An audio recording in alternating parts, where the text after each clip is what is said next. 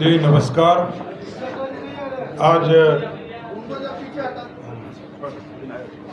आज इस press conference में उपस्थित बिहार सरकार की माननीय मंत्री, बिहार सरकार की पूर्व उप मुख्यमंत्री आदरणीय रेणु देवी जी, भारतीय जनता पार्टी के नेता और भारतीय जनता पार्टी के विधान परिषद में मुख्य सचेतक आदरणीय संजय मयूख जी, मीडिया के सहप्रभारी बबलू जी, प्रभात जी, इस मंच पर उपस्थित सम्मानित साथीगण और इस मंच के सामने उपस्थित सभी प्रेस मीडिया के साथीगण, इलेक्ट्रॉनिक मीडिया के साथीगण, प्रिंट मीडिया के साथीगण, आज साथी हम लोग आपके बीच में ये बताने आए हैं कि भारत के देश के यशस्वी प्रधानमंत्री नरेंद्र मोदी जी ने बिहार जैसे गरीब राज्य को अपना भरपूर सहयोग देने का काम किया। बिहार जैसे राज्य जो आर्थिक रूप से कमजोर रहे, तो 2017 में जीएसटी की पूरी व्यवस्था खड़ा करके जो आबादी था उसका लाभ बिहार जैसे राज्य को दिया। और देश में जब जब एनडीए की सरकार बनी, चाहे वो सरदे अटल बिहारी वाजपेयी जी की सरकार हो, तब भी विशेष सहायता बिहार को करने का काम किया गया। नरेंद्र मोदी जी की सरकार में 2014-15 में सहयोग करने का काम किया गया।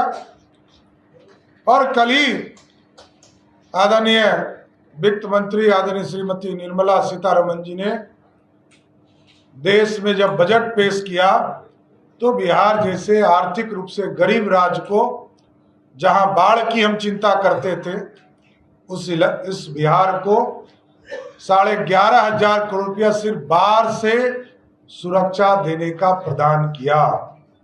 इसके साथ साथ पहले से 2 हमारे एक्सप्रेसवे सिल्लीगुड़ी से गोरखपुर तक का और रक्सौल से हल्दिया 2 एक्सप्रेसवे हमारे स्वीकृत थे। कल ही देश के यशस्वी प्रधानमंत्री जी के नेतृत्व में 3 और एक्सप्रेसवे बिहार जैसे राज्य को मिला। बक्सर से लेकर भागलपुर, जो बिहार के बॉर्डर तक, पीरपैंती के इलाके तक होगा, उसको एक्सप्रेसवे बनाने का काम किया जाएगा। और इसमें पूरी व्यवस्था की चिंता की जा रही है। ये सिर्फ एक्सप्रेसवे नहीं होगा, ये बिहार के लिए मील का पत्थर साबित होगा। गंगा में चाहे वो सोन का पानी हो, चाहे वो पुनपुन का पानी हो, क्यूल नदी का पानी हो, बड़ुआ नदी का पानी हो, चाहे वो चानन का पानी हो, सबको स्टोरेज करने की भी व्यवस्था इस एक्सप्रेसवे के माध्यम से होगा। प्लांटेशन का पूरा एक कॉरिडोर बनेगा। उसी तरह बोधगया से वैशाली और पटना से पूर्णिया, अभी पूर्णिया खगड़िया होकर लोग जाते हैं, एक नया ग्रीनफील्ड हाईवे, सुपर हाईवे जो एक्सप्रेसवे है, उसको बनाने का निर्णय भारत की सरकार ने लिया। ये पूरी तरह यहाँ से जंदाहा से समस्तीपुर के रोसड़ा, सिमरी बख्तियारपुर, सोनवर्षा, दमदाहा और पूर्णिया हेडक्वार्टर जाने का काम करेगा। इसलिए साथियों, लगातार देश के यशस्वी प्रधानमंत्री नरेंद्र मोदी जी के नेतृत्व में बिहार में जहां हाईवेज में लगभग 26,000 करोड़ देने का काम किया, उसी तरह देश के यशस्वी प्रधानमंत्री जी के नेतृत्व में 21,000 करोड़ रुपया के 2400 मेगावाट प्लांट लगाने का काम जो भागलपुर के इलाके में होगा, पीरपैंती के इलाके में होगा, इसको भी स्वीकृति देने का काम किया। कई एयरपोर्ट्स हैं, कई हॉस्पिटल हैं। 4 उड़ान योजना के तहत इसको टेकअप करने का काम किया गया है। भागलपुर, मुजफ्फरपुर, रक्सौल और गोपालगंज, और राज्य सरकार के द्वारा भी कई एयरपोर्ट्स हम बनाने वाले हैं। राजगीर है, डेहरी है, सहरसा है। इन जगहों पर भी हम राज्य सरकार के माध्यम से, हम बेगूसराय है, ये सभी जगह पर एयरपोर्ट्स का निर्माण हम लोग करने का काम करेंगे। कई मेडिकल कॉलेज हैं, चाहे वो मुंगेर का मेडिकल कॉलेज हो या कई जगह जो अभी हम शुरू करने वाले हैं। 8 लगभग मेडिकल कॉलेज को इसमें जोड़ने का काम देश के यशस्वी प्रधानमंत्री जी ने किया है। लेकिन स्वाभाविक है, कांग्रेस पार्टी जो विकास विरोधी है, यदि 75 वर्ष से अधिक वर्ष हो रहे हैं देश की आजादी का, उसमें से 55 वर्षों तक सिर्फ कांग्रेस पार्टी ने राज किया।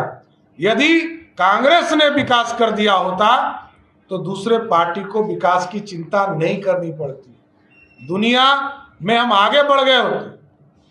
जो इकोनॉमी के तौर पर हमको चिंता करना पड़ता है, देश के यशस्वी प्रधानमंत्री जी लगातार इसकी चिंता करते हैं और 11वें स्थान से 5वें स्थान पर आर्थिक व्यवस्था को लाने का काम किया।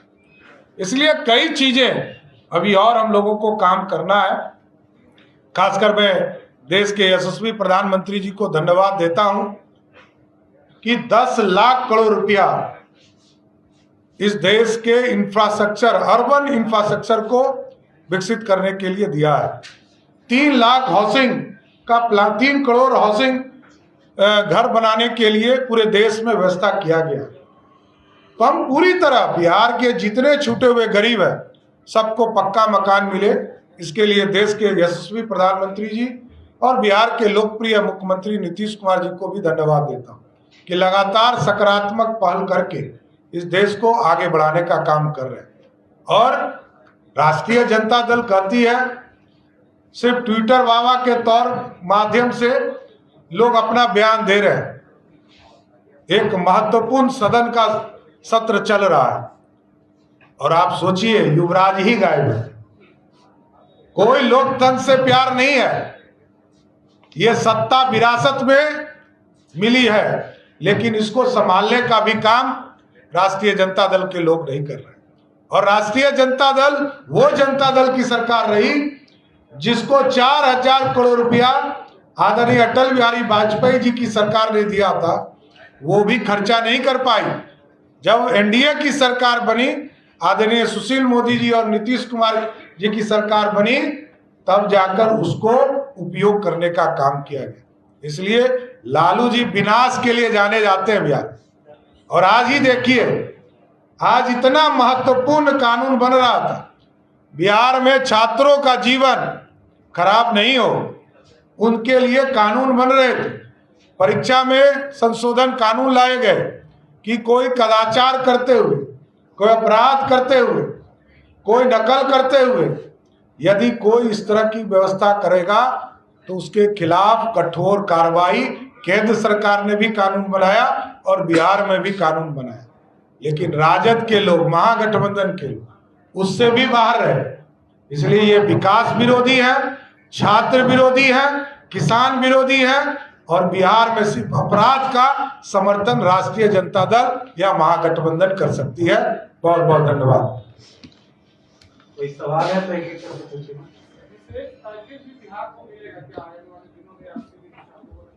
देखिए, ये विशेष तौर पर ही आर्थिक सहयोग है। नेपाल की पानियों से जो बाढ़ की स्थिति होती थी, उसके लिए भारत सरकार ने अध्ययन कराया। कई इसमें कैनाल बनाने का काम किया जाएगा, कई जगह बराज बनाने का काम किया जाएगा। तो ये पूरी तरह स्टडी करने के बाद चिन्हित किया गया। और इसके साथ साथ आदरणीय निर्मला सीतारमण जी ने जरूर घोषणा किया है कि नेपाल की भी सहमति ली जा रही है, उनके साथ भी जुड़कर हाई लेवल डैम बनाने का काम किया जाए। ये विशेष तौर पर आर्थिक सहायता ही है जो बिहार को मिला है।